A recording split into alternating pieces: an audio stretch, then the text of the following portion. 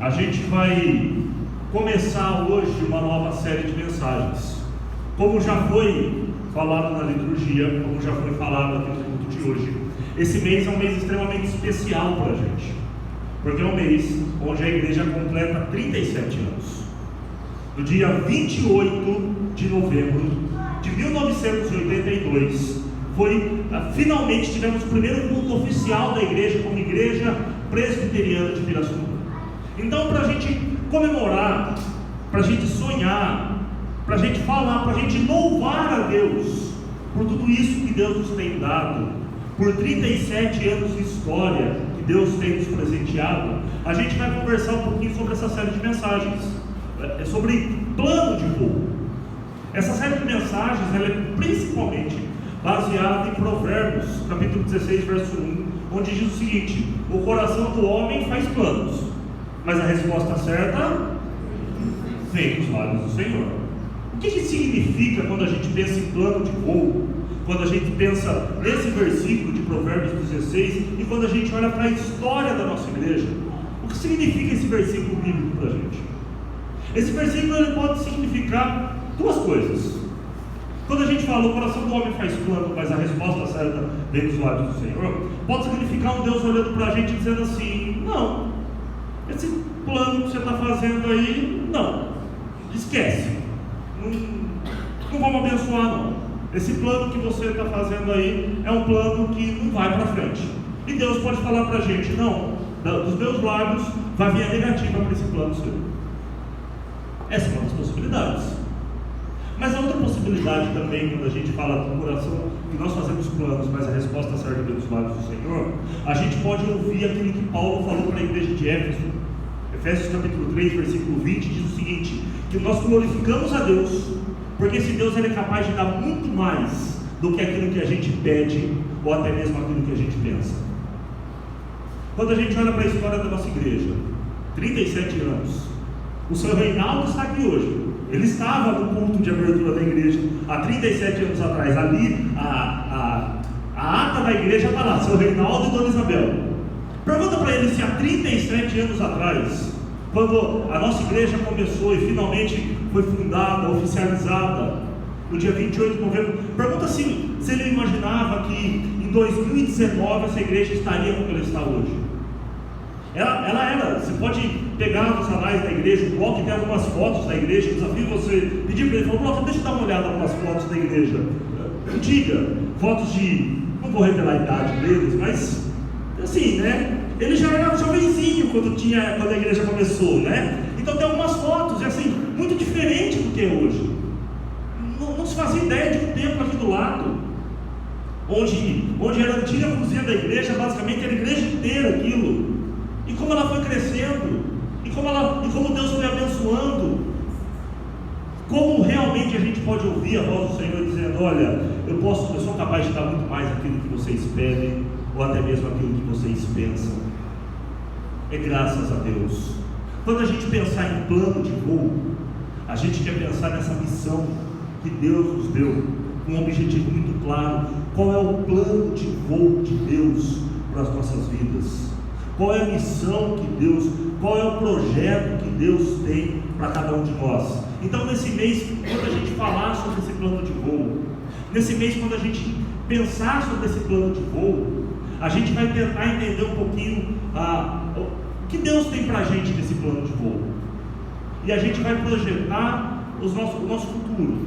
E a gente vai projetar os nossos planos, os nossos sonhos e tentar entender como que a gente pode fazer e qual é a nossa participação nesse plano de voo para as nossas vidas. Qual é a nossa participação nesse projeto de Deus para as nossas vidas.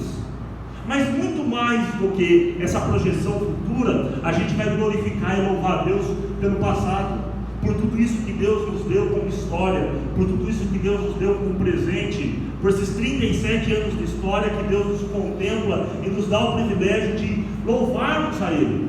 Porque se a nossa igreja está completando 37 anos, é graças a Deus. A glória seja dada a toda Ele. Então, plano de voo. Qual que é o plano de voo de Deus para as nossas vidas? Qual é a missão que Deus tem para as nossas vidas? Eu gostaria de tentar entender um pouquinho isso hoje. tentar entender como esse plano de voo vem de Deus para cada um de nós. Então eu quero convidar você a abrir sua Bíblia no livro de Atos, no capítulo 13, para a gente ler do versículo 1 até o versículo 3, apenas 3 versículos.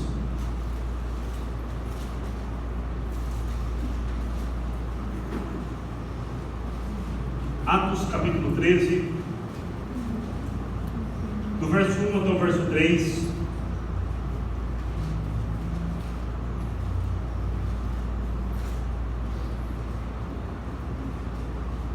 Diz o seguinte a palavra do Senhor: na igreja de Antioquia havia os seguintes profetas e mestres, e aí vem a lista deles: Barnabé, Simeão, chamado o Negro, Lúcio de Cirene, Manaém, que havia sido criado junto com o governador Herodes, e Saulo.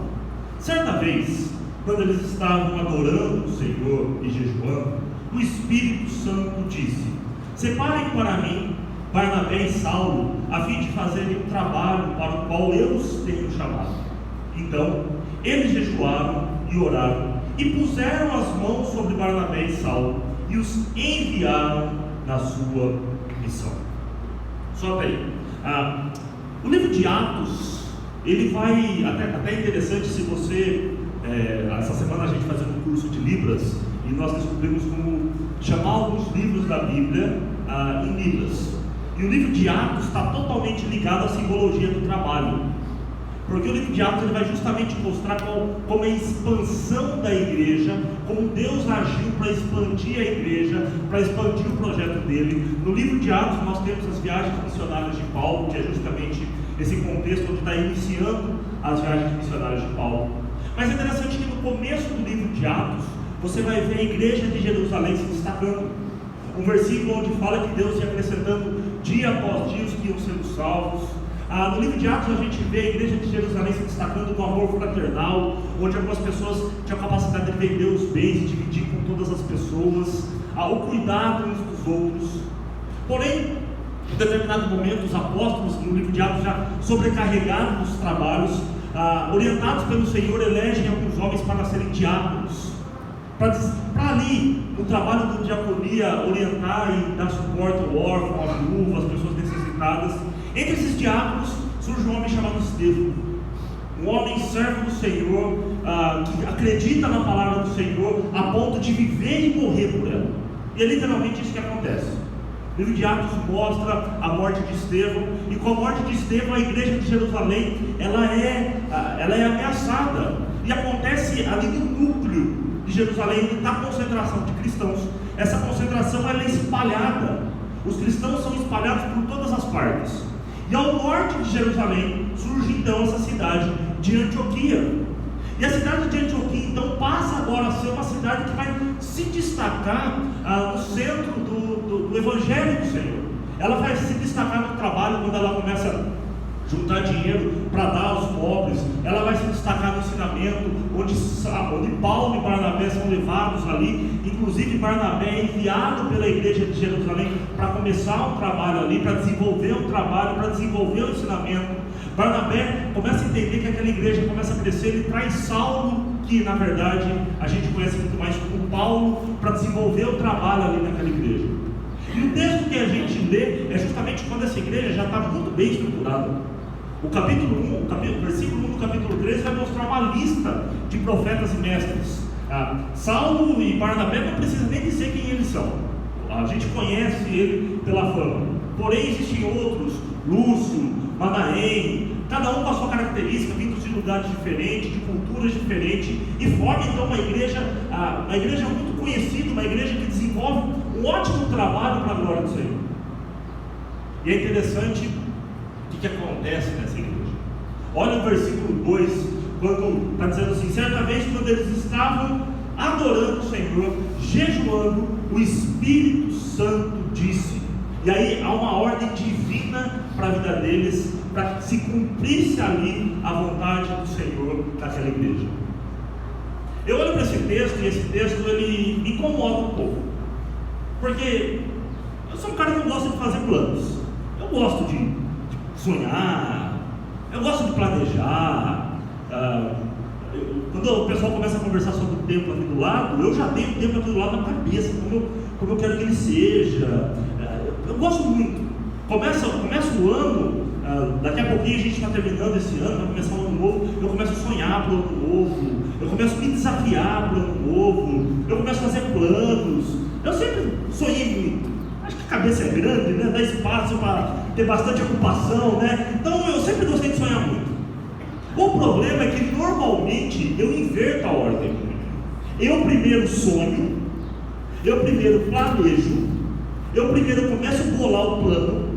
Depois que está tudo feito, eu chego para Deus e falo: tá aqui, Deus, meu plano. Como se Deus fosse um tabelião de notas, um cartório, onde eu falo assim para ele: ó, faz o seguinte, dá o carimbo aí do senhor, né? Dá o ok aí, reconhece a firma desse plano que eu estou aí, e autoriza eu prosperar nesse plano, né?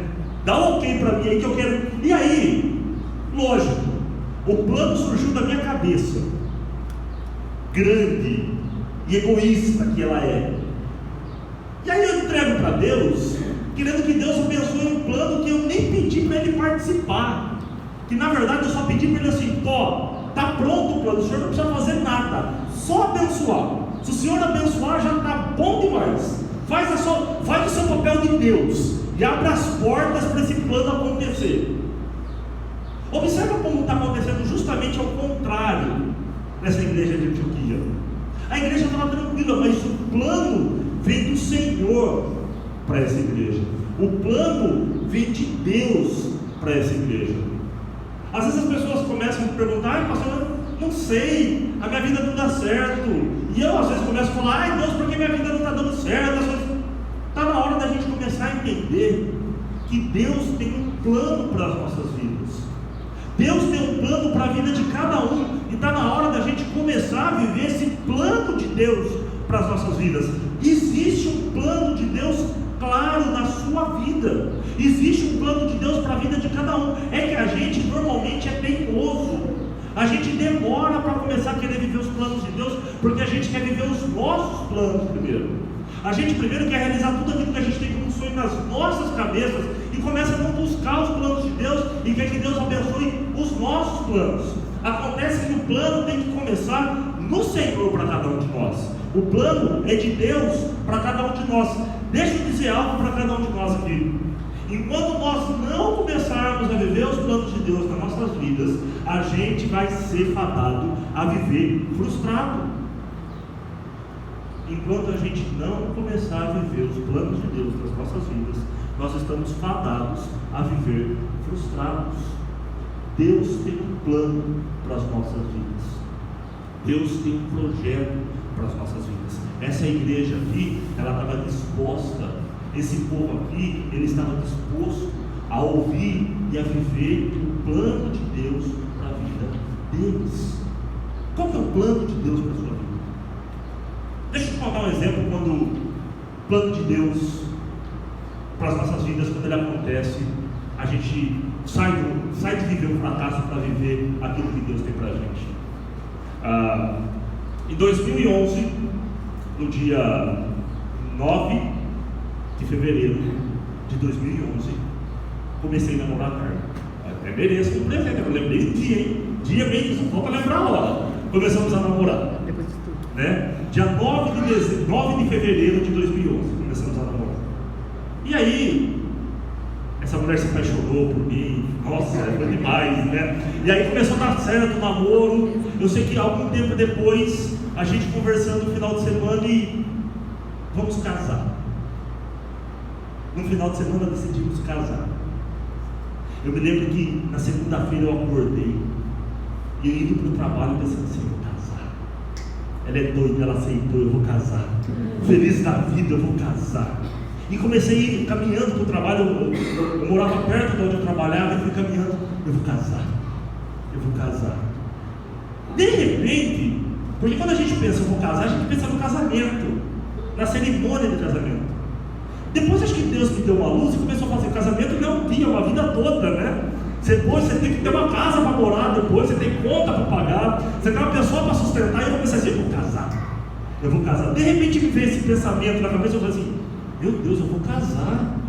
O que eu vou fazer com essa mulher? Eu vou casar. Ela aceitou, essa doida casar comigo. comigo? Onde a gente vai morar depois que a gente casar? Eu já tinha terminado o seminário, eu estava no período de licenciatura por ordenação, mas só Deus sabia se eu ia passar na licenciatura, se eu ia ser aprovado na ordenação. E eu falo assim, meu Deus, essa mulher quer casar comigo, onde que a gente vai morar? Como que eu vou sustentar ela? Deixa eu dar um briefing. Na época eu trabalhava como coordenador de manutenção de um hotel. Eu morava no arquivo desse hotel. O hotel tinha uma despensa, um arquivo morto, tinha um almoxarifado. No fundo desse arquivo morto tinha um almoxarifado, tinha um quarto com banheiro, eu morava lá. Então assim, pra mim sozinho é uma coisa, mas depois eu vou tirar ela da casa dos pais dela, vou levar pra... Eu vou casar, gente. Eu falava, meu Deus do céu, essa mulher é doida, aceitou casar comigo. Mas me deu um desespero quando caiu a ficha que eu ia casar. Mas, para glória de Deus, dia 19 de novembro agora a gente completa 8 anos de casado. Lembrei até o ano, hein? Quantos anos de casado, hein? Hoje eu estou merecendo, hein? 8 anos de casados. Porque, mais do que ser um plano nosso, era um plano de Deus. E quando a gente não aprender a viver os planos de Deus, a gente vai ser frustrado. Mas deixa eu falar mais uma coisa sobre o plano de Deus. O que significa ser frustrado ou ser bem-sucedido no plano de Deus? É quando o plano de Deus alcança o objetivo dele, do plano, não o nosso objetivo. Vou voltar aos exemplos do meu casamento. Deus olhou para mim e falou, Rafael, você é um cara de oração, eu vou te dar um presente, toma a Carla, um presente para você.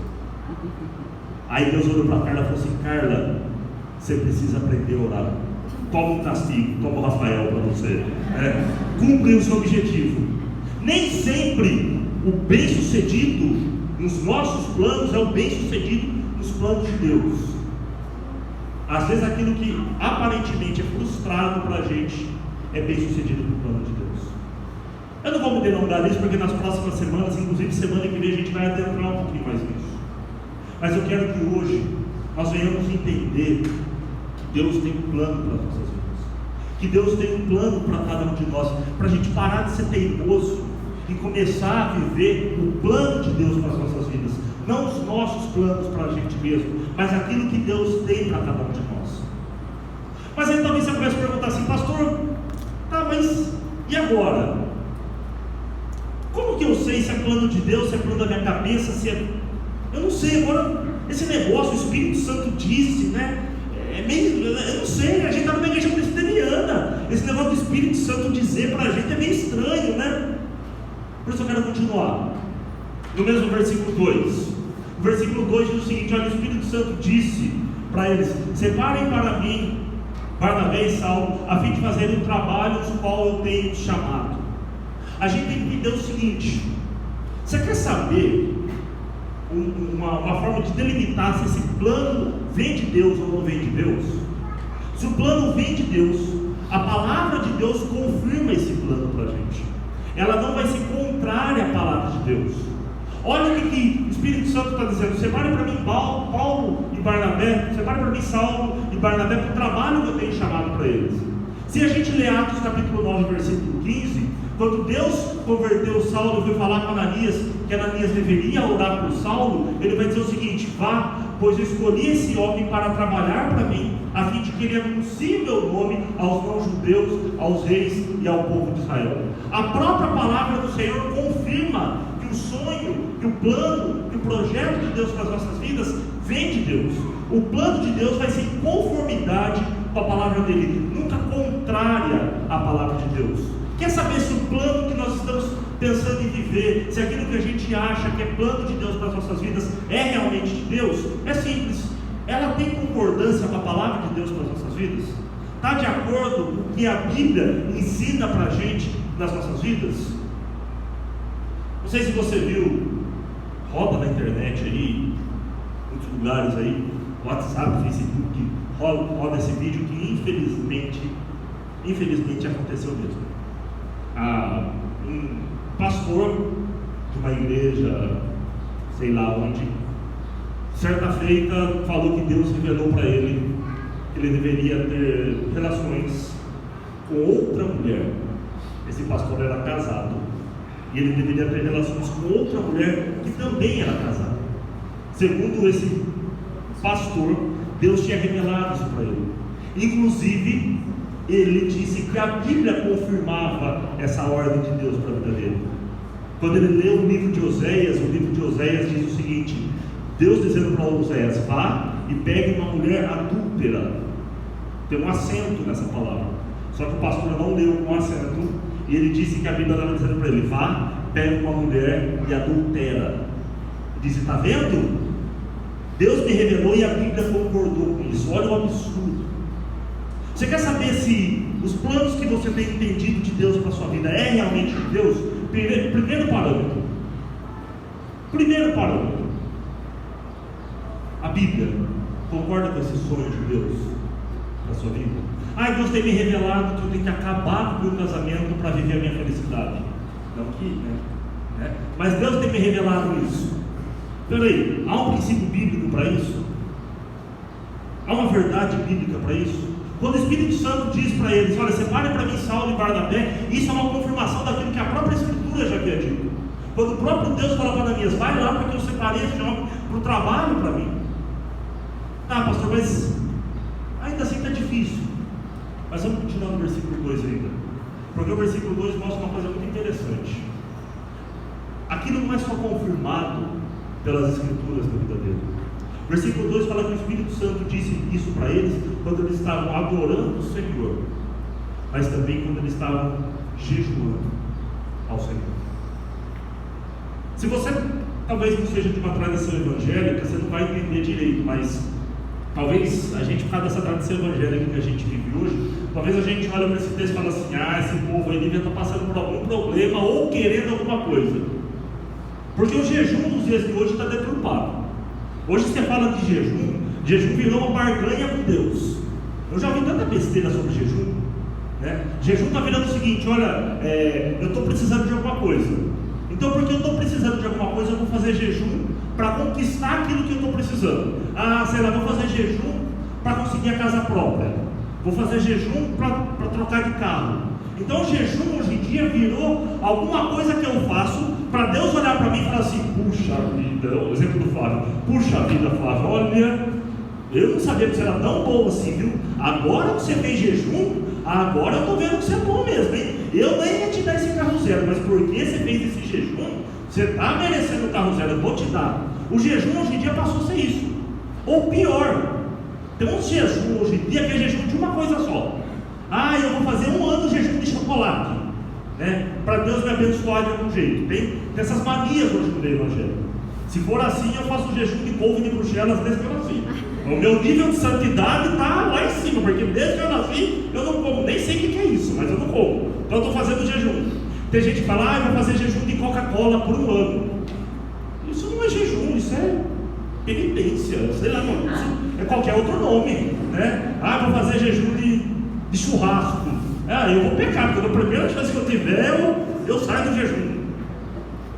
Se você perceber, em Atos capítulo 13, em 3 versículos, ele vai citar pelo menos 2 vezes que essa igreja fez jejum. Antes do Espírito Santo dizer, e depois que o Espírito Santo disse, antes deles enviarem Paulo e Barnabé, eles fizeram jejum. Para essa igreja, jejum fazia parte da rotina deles, fazia parte do ritual que eles falavam assim: olha, faz parte da nossa intimidade com Deus. O jejum bíblico, eles falavam o seguinte: olha, eu vou abrir mão de todos os prazeres, para o meu único prazer ser a intimidade com o Senhor. Eu vou abrir mão de todo o alimento, para o único alimento que eu tiver seja o alimento do Senhor, o alimento espiritual. Essa igreja fazia isso porque ela buscava uma intimidade maior com o Senhor. O Jenny Peterson, ele escreve um livro chamado O Pastor Segundo o Coração de Deus. No prefácio desse livro, quando ele vai explicar o conceito desse livro, ele fala que todo cristão pode ser comparado com um triângulo. Ele chama esse triângulo de trigonometria cristã. E ele diz que a trigonometria cristã, ela tem que funcionar da seguinte forma: na base do triângulo existem os 2 ângulos principais. Que esses 2 ângulos principais estiverem bem ajustados, o terceiro ângulo, que é o ângulo superior do triângulo, ele se ajusta naturalmente. naturalmente. O Jenny Peterson chama esse primeiro triângulo, esse primeiro ângulo da lateral direita ali, como o ângulo da leitura bíblica. O segundo ângulo do lado esquerdo ele chama o ângulo da oração. O que Atos 13, versículo 1, 2 e 3 chama de adorando ao Senhor e jejuando. Uma igreja que buscava intimidade ao Senhor. Uma igreja que buscava estar cada vez mais perto do Senhor. E o Jenny Peterson diz o seguinte: se esses ângulos estiverem bem ajustados, que é o ângulo da leitura bíblica, da oração, que é do jejum, que é o ângulo que busca cada vez mais intimidade com o Senhor, o terceiro ângulo se fecha naturalmente, que é o ângulo do discernimento do Espírito. O que está acontecendo com essa igreja? Essa igreja ela busca uma intimidade com o Senhor, jejuando, cada vez mais próximo ao Senhor. Então está claro para ela entender o discernimento do Espírito, qual que é a vontade do Espírito Santo do Senhor para aquela igreja, qual que é a vontade de Deus para aquela igreja. Deixa eu dizer uma coisa para você, principalmente para você que é casado. Depois de algum tempo casado, depois de algum tempo vivendo com a mesma pessoa, depois de algum tempo tendo intimidade com a mesma pessoa, ela não precisa nem falar para você o que ela quer. Só de olhar para você já sabe se ela está feliz, se ela está triste, se ela quer alguma coisa, se ela não quer. Ontem à noite nós estivemos lá na Academia da Força Aérea, eu fui pregar no evento lá ontem, e em determinado momento eu olhei para a Carla assim, no momento da liturgia, eu falei para ela assim, ela estava sentada um pouco longe de mim, falei para ela, estou com fome. Ela saiu também, falei assim, saindo daqui a gente come lanche, fiz gesto para ela assim, eu sabia que você queria comer lanche quando saísse daqui, né? Não precisei nem falar para ela, né? Ela sabia, porque ela me conhece, ela já sabia que eu estava tramando isso. Um pouco antes da gente sair, ela falou, quer comer alguma coisa? Eu falei, não quero comer nada não. Ela, sei. Aí chegando lá, eu falei, estou com uma fome. Minutos antes eu tinha falado que eu não queria comer nada. Não precisei falar nada, ela sabia que eu tinha planejado isso. Porque a gente se conhece, né? A gente já tem um tempo de caminhada juntos. O que o Espírito Santo disse para eles? Eles entendiam a vontade de Deus para a vida deles. Eu não sei como que o Espírito Santo pode aparecer na sua vida e revelar para você qual é a vontade, qual é o plano dele para você. Eu sei que para mim, por exemplo, quando eu fui chamado a ser pastor, a obra do Senhor, eu ficava procurando um monte de coisas para confirmar se era essa a vontade de Deus na minha vida. Eu me lembro que em certo momento eu estava assim, inclusive pensando como que eu ia me sustentar no seminário. E eu fui conversar com uma pessoa muito piedosa da igreja, só que a pessoa, além de ser piedosa, ela tinha uma boa condição financeira, e a minha ideia era conversar com ela pedindo para me ajudar a ser no seminário, né? E aí, sem saber como introduzir o assunto, cheguei para ela e falei assim, estou indo para o seminário ano que vem. A pessoa falou, que bom, né? Então, mas vamos ver como que vai ser, né? Ela, não, confio em Deus, né? Mas, então, estou orando, né? Porque eu preciso me sustentar no seminário, não sei como que eu vou fazer, né? E só tentando entrar no assunto, de repente ela olhou para mim e falou assim, mas por que você está indo para o seminário? Eu falei, que Deus me viu. Ela falou assim, então obedece ele e deixa que ele te sustenta. Eu falei, amém. Saí com uma raiva dela. Eu falei, por quê, né? Ela podia me ajudar, né? Mas aquela palavra dela foi verdade na minha vida. Você não tem certeza que essa é a vontade de Deus? Então deixa que Deus te sustenta. Não me pergunte como, mas já que eu não era nem, vamos fazer jejum, não era tanto de oração assim, mas eu tinha certeza que essa era a vontade de Deus. E realmente, Ele me sustentou naquele momento. Realmente, Ele esteve comigo naquele momento. Só existe uma forma da gente conhecer o plano de Deus para nossas vidas. O plano de Deus ele é revelado para aqueles que vivem uma intimidade com Deus. Eu queria que você saísse daqui hoje certo de que aquilo que Cristo fez na cruz, em nosso lugar, não foi para que a gente tivesse a oportunidade de uma vez por semana vir para a igreja. É muito, para quase nada. Deus não morreu numa cruz em nosso lugar para a gente vir uma vez por semana na igreja. Mas Deus morreu na cruz em nosso lugar para que a gente venha viver os planos, o projeto, o sonho dele para as nossas vidas. Deus tem um plano para cada um de nós. Esse plano ele é confirmado nas Escrituras. E esse plano é discernido por aqueles que vivem uma intimidade dia após dia com o Senhor. Eu quero que você saia daqui hoje com esses dois desafios. Primeiro, de buscarmos cada vez mais essa intimidade com Deus. Segundo, desfrutando dessa intimidade, entendemos qual é o plano de Deus para as nossas vidas. A nossa igreja presbiteriana, ela é fruto de um plano de Deus, ela é fruto de um sonho de Deus. Nós desfrutamos desse plano de Deus, e hoje você também pode sair daqui desafiado a desfrutar esse plano de Deus individualmente na sua vida, gozar desse plano de Deus individualmente em cada um de nós. Não sejamos teimosos em viver os nossos planos, mas sejamos bem-aventurados em viver o plano de Deus para cada um de nós. Eu quero convidar você a fechar seus olhos, abaixar a tua cabeça.